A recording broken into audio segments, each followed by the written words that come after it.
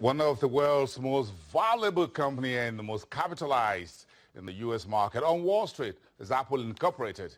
And that company is worth more than 400 billion US dollars. And that's just about a shade shy of Nigeria's total GDP. So the ICT folks are the big boys in the room anywhere in the world, from Microsoft, from the days of Microsoft and what are called the IBM, and later to LinkedIn and Twitter. We sleep and wake up with these folks who are young and creative and innovation. So about a decade ago, Nigeria stepped into the world of ICT with the GSM licensing rounds, and the country had never been the same since. This guy's now what you call the Nigeria's new economy, until we fix something else. The ICT is the Nigeria's new economy. So let's talk about the business of ICT. Let's talk about the integrity of contracts and deals, and why creativity and innovation should be rewarded rather than threatened. Deremi Atanda, he is an Executive Director at SystemSpecs here in Lagos, and is joining me live here in the studio to have about 15 minutes conversation. Good morning. Good morning, Hussein. Thank you for coming. You guys are the big boys around the world. Some of us who are older sometimes feel a little bit envious of you. We grew up on typewriter, then you brought in Twitter, so you displaced my typewriter. Then I feel I've got to catch up on tablets like these and things like that. So this is your world that I found myself, and all of us found ourselves. So let's start this conversation again. Let's review the ICT market in Nigeria. We know the numbers. It's been about a little over 10 years since GSM round, and since then it's been leaps and bounds. So in terms of contribution to the GDP, revenue, and jobs, in summary, how well are you guys still doing? Well, thank you, Bosan.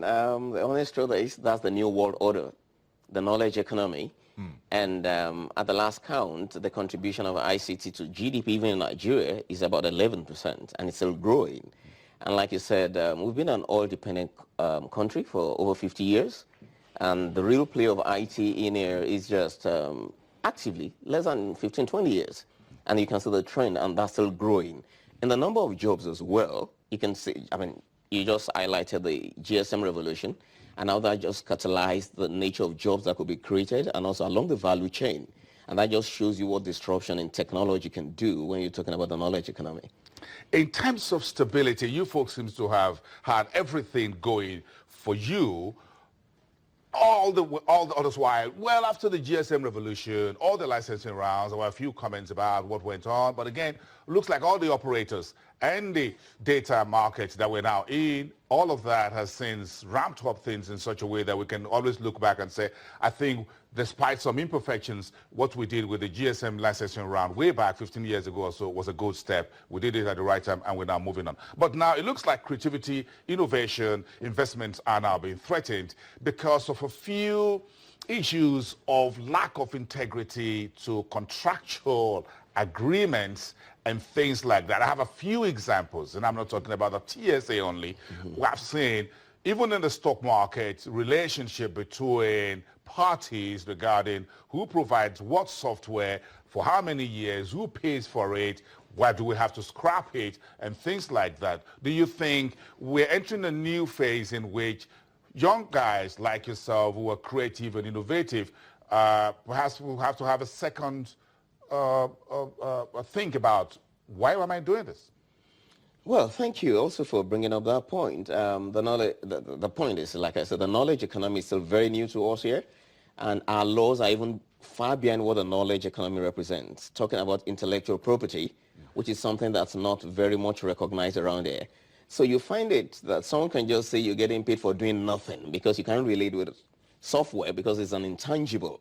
Meanwhile, software drives. It's not a factory line. It's not a factory line. You're not seeing the bottles and the car coming You're not down. seeing any lines rolling, and that's just so.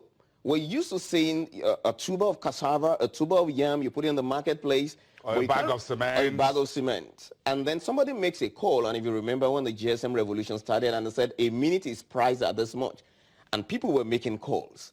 All of a sudden that grew, and even the man on the field who was selling yam has suddenly become a recharge card seller. The same thing happens in the different aspects of ICT because it just becomes the new way of living your life. I'm making money. People work in offices, all you need is a VTU, isn't it? Well, exactly. And you can just distribute. Yeah, it's not about making money, it's about somebody has applied his mind to create what never existed, and that's what we're not putting value on. And so, if you look at the contractual laws, you also into that. You struggle to see how someone can want to put so much value on what's being created without necessarily looking at the impact of the value on the economy. And so it becomes an argument point. Intellectual property industry in Nigeria, laws and regulations, what do you guys want? Because we've heard this from the folks who are artists, whether it is in the field of music or movies, that look, people have stolen my work or they don't respect it, they play my music or my video, I'm not getting paid for it, or I'm not getting paid the right amount. Yeah, we just need to look into what's happening in other parts of the world, and that will give us an idea. And that for as long as Bob Marley has been dead, for as long as his songs continue to be played, 1981. Can you imagine? And I was in primary school then. For as long as his songs are played anywhere in the world, it still gets to be paid something. Think about the musicians in Nigeria before then. Many of them died in penury, and nobody said anything. So translate that, fast track that into the IT world, where we've got a unique opportunity to match up what's happening in the global economy, and we don't even recognize it. And we don't even have laws to support that in the real sense that supports IT law. If you want to patent something in Nigeria today, just think about it. An innovative breakthrough in IT, just ask yourself, the average innovator in Nigeria, where does he go? He still has to fill forms, probably starting on paper, whereas in other economies, immediately that has been created, because in the digital space, quite a number of things are streamlined and they get off the ground. So he does that from his bedroom, from his laptop. And that reminds you how Bill Gates started, by the way, in some back of town garage, and today Microsoft is a success story. And you want to ask yourself, the orders presented before Nigerian firms who are supposed to be innovators, everybody in the world agrees we've got what it takes upstairs, but our processes, business processes, are hindering innovation, preserving intellectual property. If you contribute 11% to the government, don't ask government what the government can do for you. Ask what you can do for the government. So you folks believe that you are doing something for the government. So you want something back. Who would you be talking to? The executive or the legislature? Who are you taking the battle to? Again, if you look at, because we got issues here with integrity of contracts, or contractual obligations, whether it's in the oil and gas sector or now in the ICT. Again, if someone sits down and uses man hours locked behind a room, he wants to get paid for it. So if such a service is used, like a TSA or any other thing, or making sure that the payroll weeds out thousands and thousands of ghost workers, isn't it? Yeah. Or makes government efficient, whether I'm paying my tax and I can go online, or I'm doing company registration via the CAC, I'm using the software not developed by any government agency, but by someone like you. Right. And that's the point. And until we are able to match national policy with the opportunities that ICT presents, we'll be struggling. And that's going to be at the heart of what you call contractual dissonance, as it were, because we just feel these things should be there, and they should just appear, and we just roll on with them. I'm going to give you an example. Just last month, the Kingdom of Saudi Arabia, which is also an oil-driven economy, invested $3.5 billion in Uber. Where's that money from? It's from the Sovereign Wealth Fund that has two main objectives. One, to drive growth.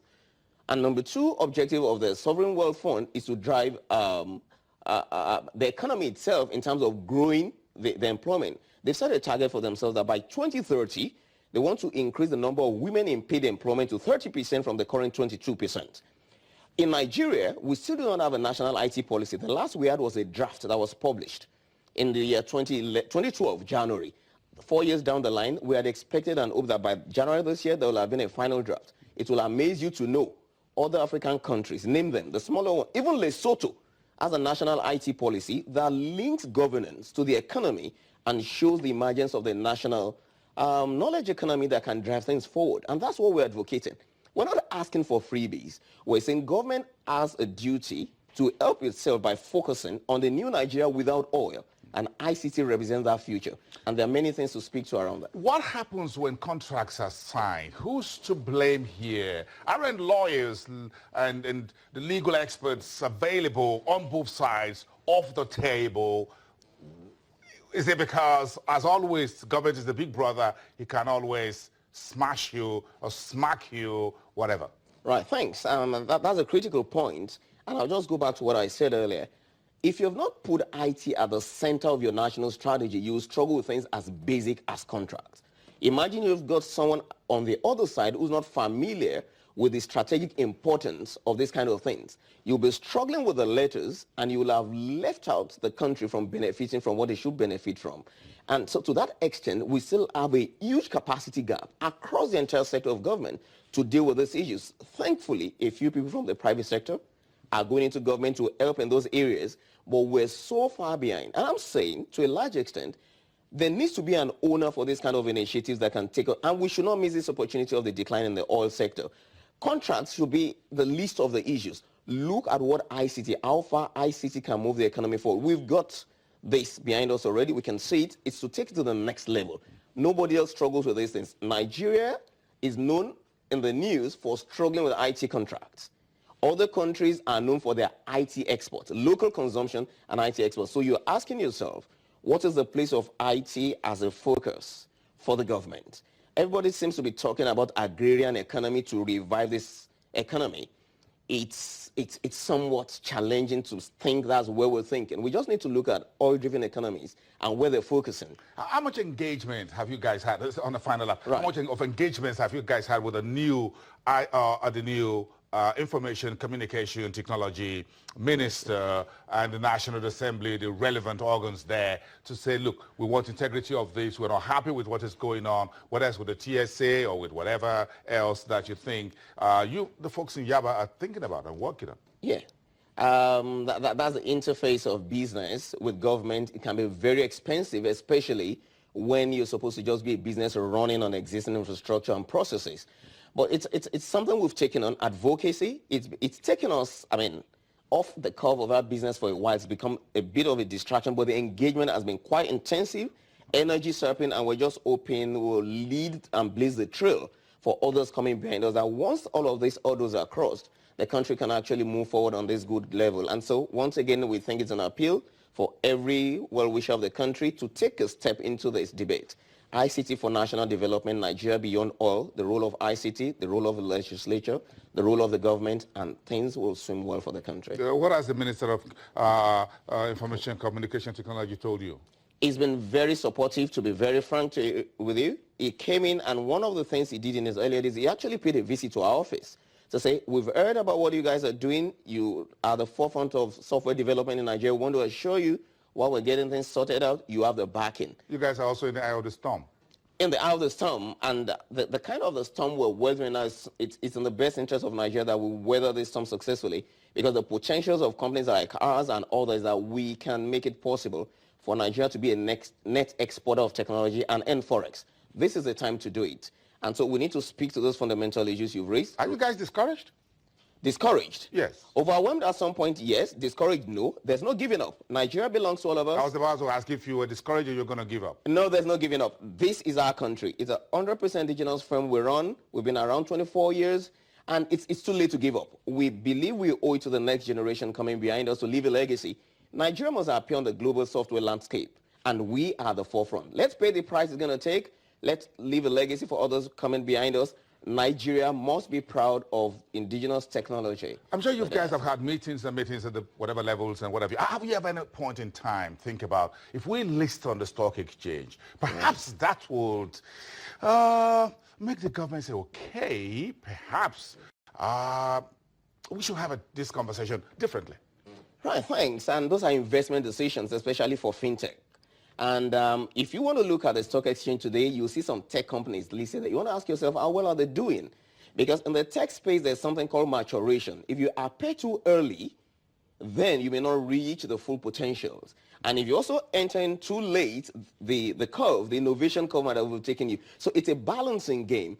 But we're very much aware of the kind of things that the stock exchange provides in terms of protection and giving you visibility to be able to engage. Maybe you go the way of the unlisted securities first. Look at the CSC as the clearinghouse, which has the data and whatever, this and that, and it seems to be doing well. Perhaps you go the way of unlisted securities on the NES, OTC, then perhaps you come to the stock exchange. That's what an investment advice. Right. You guys are going to pay for that, and I'm going to get surcharge for that. So, thank you, Bruce. So look, I guess that would be a good way to go. Thank you very much for coming. Thank you. Deremi Atanda, thank you very much, Executive Director at SystemSpecs, talking about the ICT business in the country.